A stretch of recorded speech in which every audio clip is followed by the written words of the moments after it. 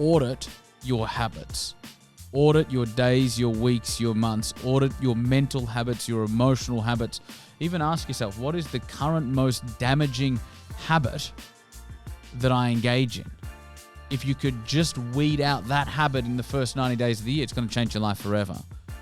We live in a culture that almost romanticizes comfort and ease. But those who seek comfort end up in a great degree of discomfort in every area of their lives.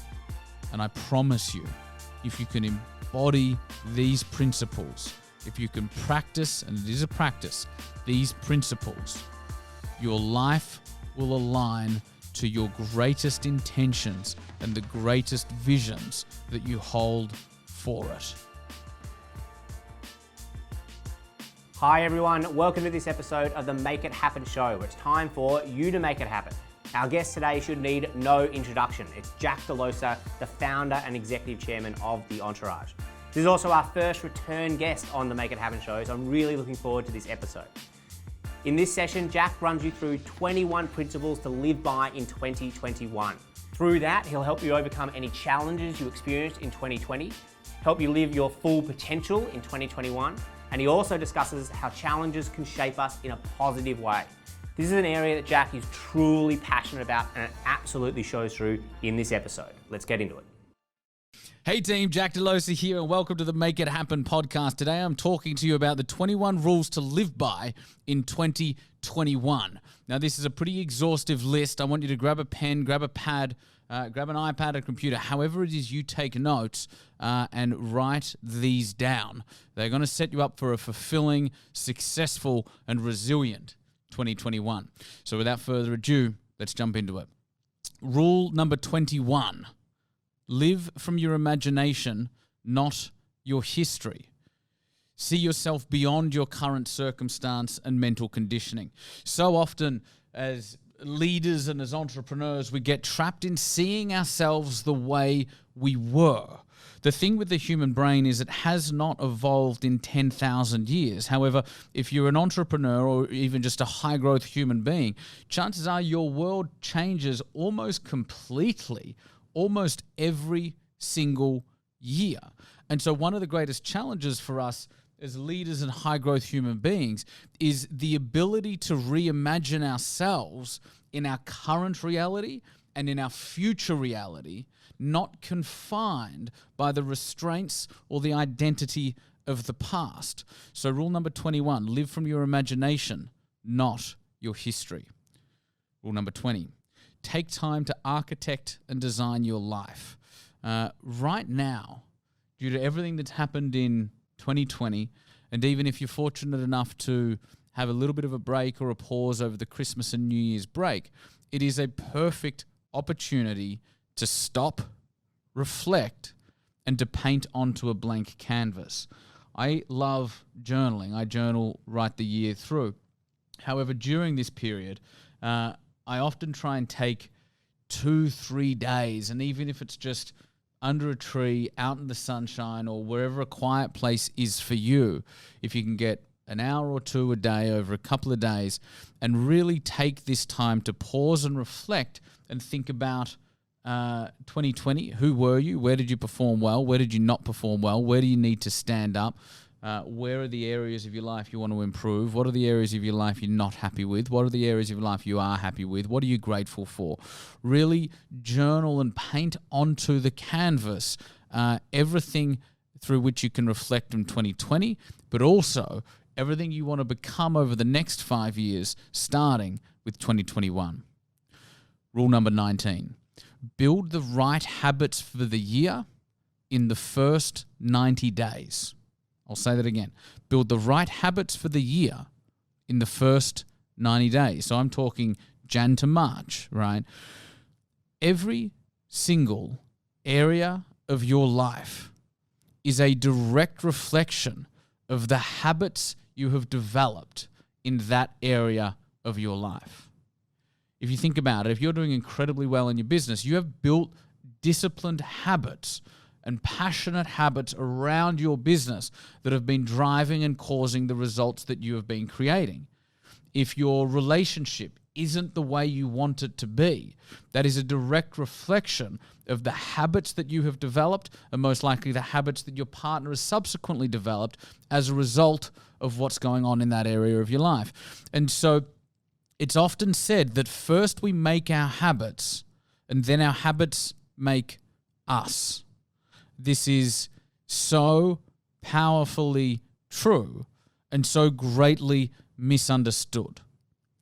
Audit your habits.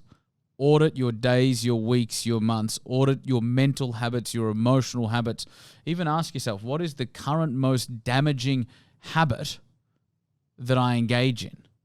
If you could just weed out that habit in the first 90 days of the year, it's going to change your life forever. If on top of that, you can create 8, 9, 10, 11, 12 great new habits that are in line with the person that you want to become, that are in line with the highest vision that you hold for yourself, then in the first 90 days, you are setting yourself up for incredible success right throughout the year. Rule number 18, narrow your focus. Yes, you can do anything, but that does not mean that you should do everything. So many entrepreneurs and even high growth humans that I see, our biggest strength is our biggest weakness, and that is that we love to pursue opportunity. Our biggest weakness is that we love to pursue opportunity. And so often we chase so many different shiny things that we end up capitalizing on none. It's been said the person that chases 2 rabbits catches neither. I can guarantee you one thing, the less you do in terms of breadth, the more you will do in terms of depth. So narrow your focus, choose selectively. What do you want this year to be about? What are your current habits? And how do you narrow your focus to focus on the wildly important for you? Rule number 17, understand resilience fatigue. Resilience fatigue is a very real thing that I've learned through many, many years and decades of extreme challenge, both in life and business. And resilience fatigue is a principle that I developed last year that essentially says when you have been busy being resilient for extended periods of time, you will develop resilience fatigue. I remember, during the biggest challenge of my life and career in 2016, we were literally looking at the greatest insurmountable commercial challenge I have ever seen any business look at. And I did not blink. I did not waver. I did not shake. I was absolutely resolved and committed to making it work. And as began the hardest 18 months of my life. What was super interesting for me is that 18 to 24 months later, we had overcome that mountain. We had overcome a challenge that was seemingly insurmountable. And on a daily basis, the smallest problems that would come across my desk or require my attention would leave me feeling incredibly unsettled. And I couldn't understand it. I'm like, you're the same guy that 18, 24 months ago drove yourself and your team out of perhaps the worst distressed commercial situation you've ever seen a business go through. But now this tiny thing is coming across my desk and I don't feel equipped. And what it proved to me is that I had extreme fatigue around being resilient. And what it proved to me was that it's not about the size of the challenge outside of you that matters. It's the size of your resilience inside of you. If you're feeling whole, if you're feeling nourished, if you're feeling determined, you will take on insurmountable challenges and win. However, if you are riddled with resilience fatigue, you will be met by the smallest challenges and you will feel defeated before you even start to move. And so understand resilience fatigue is a thing. And if and when you think you are experiencing it, rest. Nourish yourself so that you can come back stronger.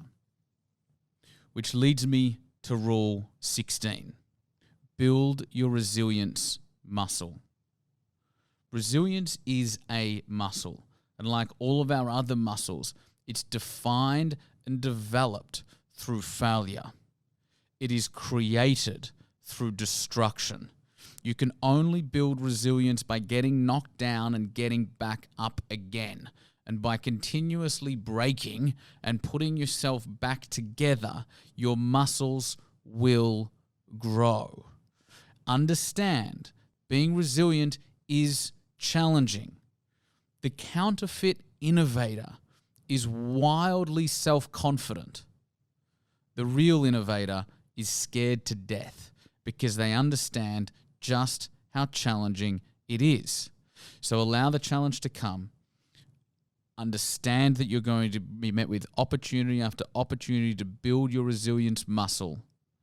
Understand that you need to pause and reflect at the right times, but understand it is going through the process of breaking and rebuilding yourself that your resilience muscles are developed. Rule number 15. It was Rudyard Kipling that said, treat triumph and disaster for the two imposters that they are. We really need to understand, team, that right now we are getting a global lesson in non-attachment. Everybody's life, everybody's career, everybody's business, everybody's travel plans, everybody's wedding plans have all been put on pause and disrupted to a huge degree. And so if you're an entrepreneur or a leader that's benefited greatly in a commercial sense from what's going on around the world right now, treat triumph as the imposter that it is. If you are somebody that has been buried in challenge and difficulty as a result of what's going on in the world right now, treat that challenge as the imposter that it is. We are currently experiencing a lesson in non-attachment. Which brings me to rule number 14. Practice making hard decisions. Anyone can choose between a good option and a bad option. It's easy. Leadership starts when you have to make a decision and you have to choose the least bad option from a set of really bad options, knowing that in doing so, you are making a bad decision, and people will point and say, he or she made a bad decision. But you will know that yes, you made a bad decision, but it was the least bad decision you could have made through a set of really bad options. If you look around your life, you look around your career, you look around your business, and you are met with challenging options, understand one of the greatest qualities of an effective leader is to make the right move when there are no apparent right moves. Practice making the hard decisions. Rule number 13. The journey to greatness starts the moment challenge and contribution become more important than comfort and ease. We live in a culture that almost romanticizes comfort and ease. But those who seek comfort end up in a great degree of discomfort in every area of their lives. When you look at second and third and fourth tier consequences, what you're able to discern relatively quickly is when you take the easy option, the easy emotional impulse, or the option to stay in bed because it feels better, or the option to eat the ice cream because you want to. The second tier consequence of that is not positive. The third tier consequence of that is even worse. And the fourth tier consequence of that is often not having the energy or the resilience to live a life fulfilled. However, what's really interesting as we look at second and third and fourth tier consequences is when you choose to do the difficult thing, when you choose to confront challenge and life head on, while it might be uncomfortable in the moment, and our emotional whims might not want us to make the difficult decision or do the difficult task, the second, third, and fourth tier consequences are incredibly constructive and incredibly positive. The journey to greatness starts the moment challenge and contribution become more important and more enticing to you than comfort and ease. Rule number 12, value money, even if it's not your driver. I'm a very vision-driven entrepreneur. I'm driven by vision, I'm driven by mission, and I'm driven by values, and I'm driven by impact. I am not driven by money. However, when I say that, what people hear is, Jack said money isn't important. Bullshit. That is not what I said. I said it's not my driver. However, it is critically important. Even if you are in the business of making a difference, money is the fuel that will enable your vision to travel. If you're not in business, even if you're not greatly financially motivated, do understand that money and financial independence and success underpins just about every area of your life. So let's not discount the importance of money. No, it's not the driver, and I don't believe it should be the driver. However, we must value it. Hi everyone, I just wanted to jump in here to let you know if you're enjoying this episode, it doesn't need to stop here. We've taken this episode plus all the other episodes and also video footage from the interviews and made it available for free. There's also a bunch of fantastic guides, tools and resources you can use to grow your business. To grab those tools, just go to www.the-entourage.com/podcast. Right, let's get back into the show. Rule number 11. Plan the North Stars, but stay flexible in your approach. So many people often ask me, Jack, how do you balance planning yet improvising? Architecting the future yet staying flexible? And the answer is, I do both. In our Elevate program here at the Entourage, it's specifically designed for 7- and 8-figure business owners who want to build an ecosystem and an infrastructure that can ultimately scale beyond them, so they're not the person doing everything in their business, but we have built a robust, structurally sound company that can ultimately grow beyond them. In every Elevate business, we have our 3 to 5 year North Stars with 150 7- and 8-figure members that are in that body, comprising over $550 million in annual revenue. We have a 3 to 5 year North Stars for every business. We also have a 12-month operational plan. And the mantra is always this: here are the North Stars, here is the plan, I promise we will not stick to it. We want to have North Stars, we want to have plans, we have to have direction. And the more people and resources you are leading, the more this is true. And we need to understand that we must stay flexible in our approach. This is how we combine the yin and the yang. We architect the future, we create the North Stars, but we remain flexible in how we get there, and even flexible in our ability and giving ourselves permission to change the North Stars if and when a circumstance evolves and requires us to change. So yes, architect, yes, plan. And then for the love of God, do not stick to the plan. Rule number 10, don't listen to all the advice you hear. Advice is good or bad depending on the person who is hearing it, what is going on in their life, and where they are. There is no one way of doing things. And in today's world where you can scroll Instagram and be bombarded with 20 or 40 or 50 different pieces of advice directing you in different directions, often many of which are contradictory, understand you listen to the advice that is right for you. You might be scrolling Instagram and one tile says you need to rest and you need to rejuvenate and you need to value wellness and mindfulness. And then you get to the next tile, the very tile under that, and it says you have to work harder, do not pause, work from 9 p.m. till 2 a.m., right? They're two completely different, contradictory pieces of advice. Now let's put it under the microscope. If you've got somebody that has been resting for many years and dreaming for many years and envisaging for many years, but hasn't kicked themselves into action, then the post around working harder, if it's true for them and if it resonates for them, is probably going to be constructive. But the post around resting more is probably not what that person needs in that moment.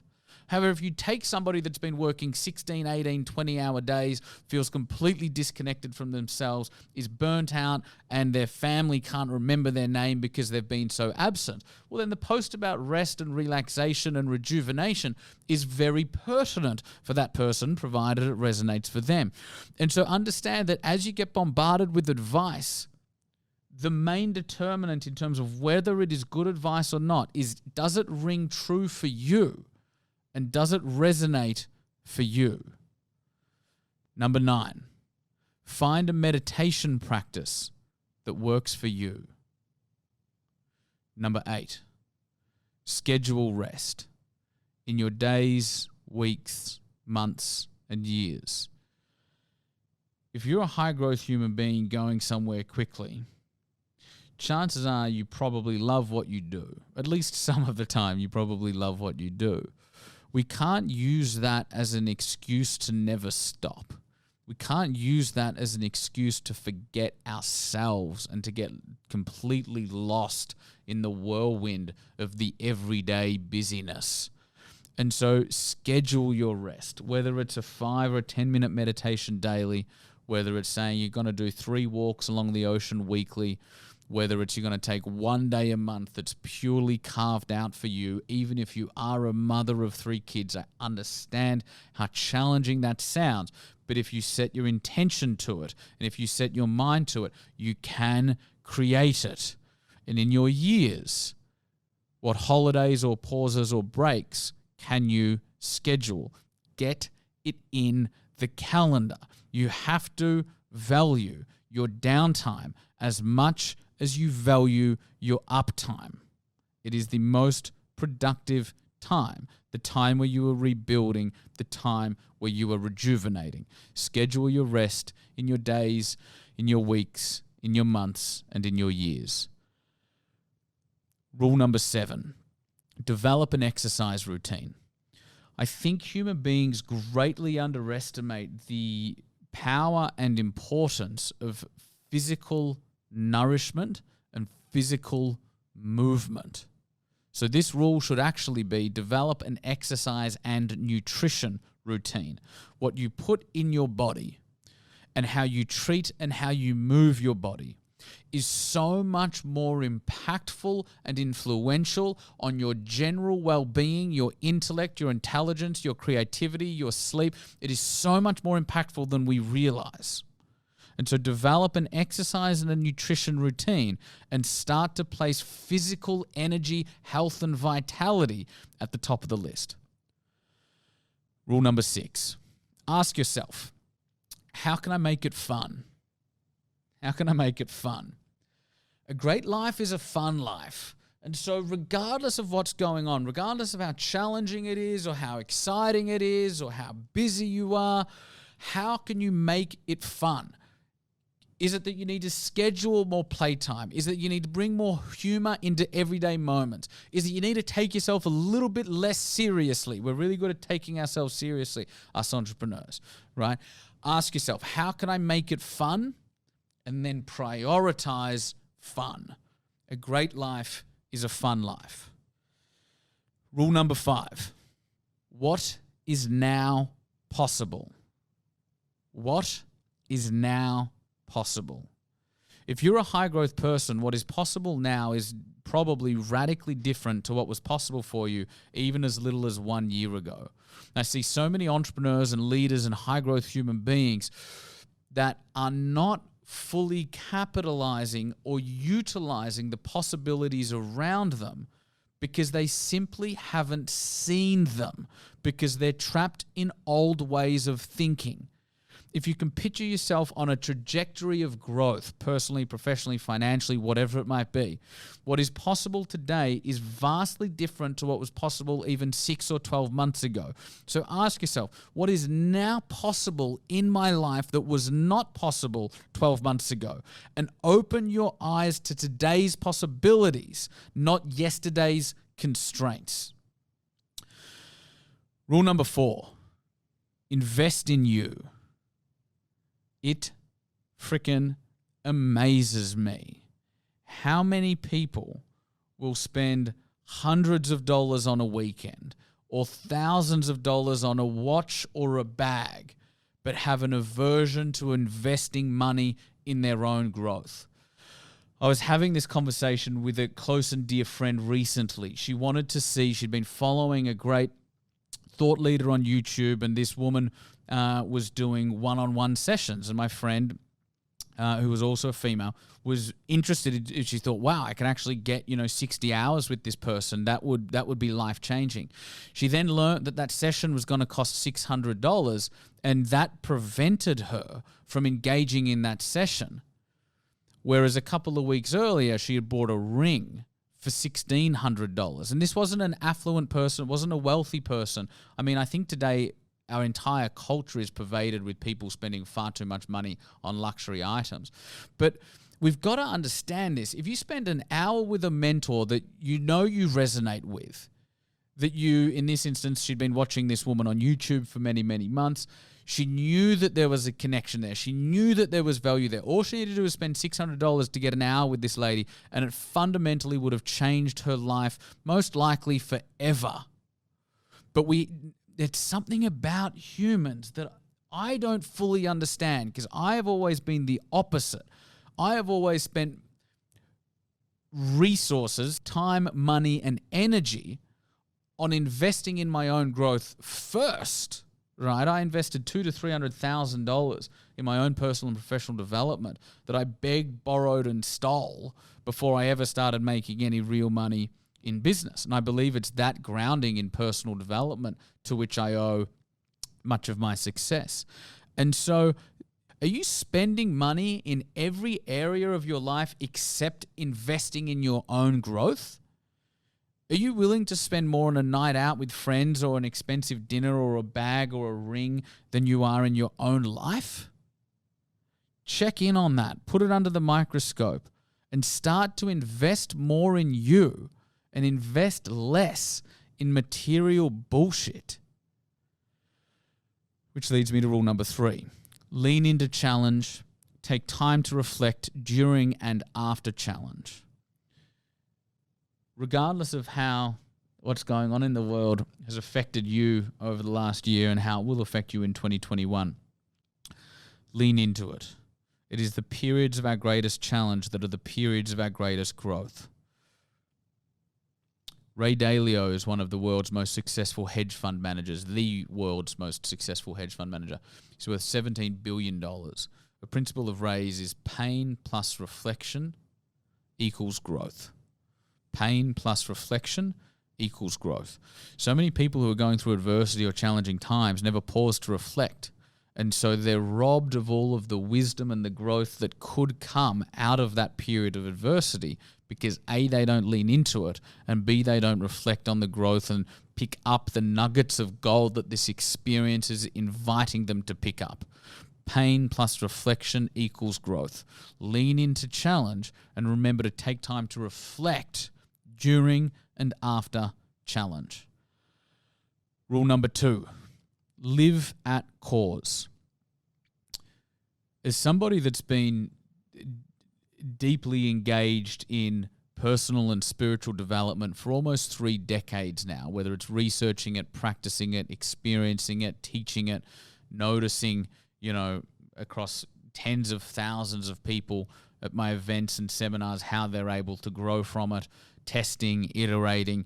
I'm often asked the question, Jack, if everything you had ever learned was resting on one principle, if there was one principle that was the most important principle that you had ever learned, if you imagine it's like an inverse pyramid, a pyramid that's kind of resting on its nose, like an upside down pyramid, and there, at the bottom of that was one principle upon which everything else rested, what would that principle be? And my answer to that is the principle of cause and effect. Meaning, most people choose to live their life as if they are at the effect of everything that is going on inside of them and at the effect of everything that is going on outside of them. And living at effect is just another word for perpetual victimhood. I am not in control of my emotions. I cannot influence my emotional state. I cannot influence my inner state. I woke up and I was in a bad mood, or my partner looked at me this way, or my boss said this, or my business partner said that, and therefore I am angry or frustrated or down, or I feel inferior today. I am at the complete effect of what's going on around me and what's going on inside of me. For me, I choose to live my life at cause. I choose to believe that I am at cause for everything that goes on inside of me and everything that goes on outside of me.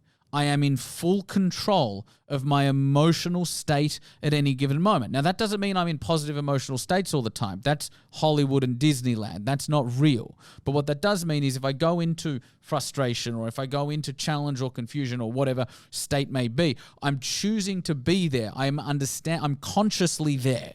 And I am choosing it. And I understand that I have the freedom to choose another emotional state if and when I want to in an instant. I also choose to believe that I am a cause for everything that's going on around me and outside of me. And so anything that happens in my world, if somebody says something that, I don't agree with, I don't think Jimmy's a bad guy or Janie's a bad lady. I think, what did I do or not do to cause Janie to believe that was an okay behavior around me? Or what did I say or not say to cause Janie to believe that that was an okay behavior around me? What did I do or not do to cause this situation to occur? If you live in effect of everything, you're a perpetual victim. You cannot influence things. You literally rob yourself of every piece of personal power that you have to influence yourself and the world around you. And if you live a cause, and you practice living at cause, you practice taking responsibility for everything. While it might be challenging in the short term, in the long term, you become a master of the universe. Which leads me to rule number 1. Do more of what lights your soul on fire. My greatest guiding principle in my life is live a life that lights you up, so that you can illuminate the world. It's really important we realize that how nourished we are, how inspired we are, how grounded we are, how present we are, how joyful we are, how compassionate we are with those around us, not only determines our inner state and our experience of life, but also determines the influence and the effect that we have on the world around us. So do more of what lights your soul on fire. And if you don't know what lights your soul on fire, then stop and pause right now and start journaling on it, start thinking about it, start feeling into it, start meditating it. And once you've found that, do more of that. Live a life that lights you up so that you can illuminate the world. And let those be your rules, team, for 2021. Journal on this list, write it down, think about it, meditate on it. And I promise you, if you can embody these principles, if you can practice, and it is a practice, these principles, your life will align to your greatest intentions and the greatest visions that you hold for it. You know you're doing it right when your external world echoes your greatest visions for the highest version of yourself and your best life. And remember, have fun doing it. Thanks for tuning into this episode of the Make It Happen show. I hope you enjoyed the conversation. And it doesn't need to end there. We've actually gone and grabbed a whole bunch of extra resources for you. Behind the scenes footage, videos from this and all the other episodes, as well as show notes that you can grab for free. Just head along to www.the-entourage.com/podcast and you can grab all those extra resources. Thanks for tuning in, and I cannot wait to introduce you to our next guest on the next episode.